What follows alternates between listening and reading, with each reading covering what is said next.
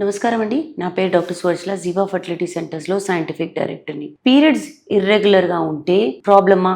అంటే 2 నెలలకోసారి అవ్వడము, 3 నెలలకోసారి అవ్వడము, కొందరు అసలు దాని గురించి పట్టించుకోరు కూడా, ట్రాక్ చేయరు కూడా, అసలు వస్తుందో లేదో కూడా తెలియదు.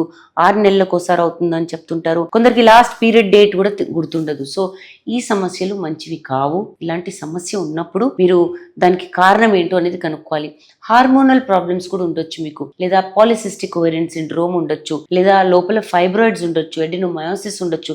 ఇవన్నీ గర్భసంచిలోకి ఉండే ప్రాబ్లమ్స్. సో దీనివల్ల ఏంటంటే ఇర్రెగ్యులర్ గా పీరియడ్స్ అవ్వడము, పీరియడ్స్ సరిగా అవ్వకపోవడము, లేదా పొద్దాక ఫ్రీక్వెంట్ పీరియడ్స్ అవ్వడం అనేది కూడా జరుగుతుంది. సో ఇర్రెగ్యులర్ పీరియడ్స్ అవుతుంటే సమస్య ఎందుకంటే అండం ఎప్పుడు విడుదలవుతుందో తెలియదు.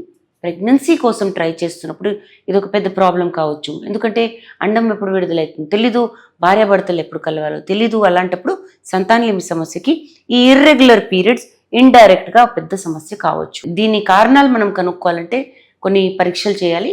వాటి గురించి ఇంకా వివరాల కోసం తప్పకుండా జీవా ఫర్టిలిటీ సెంటర్స్కి ఇచ్చేయండి.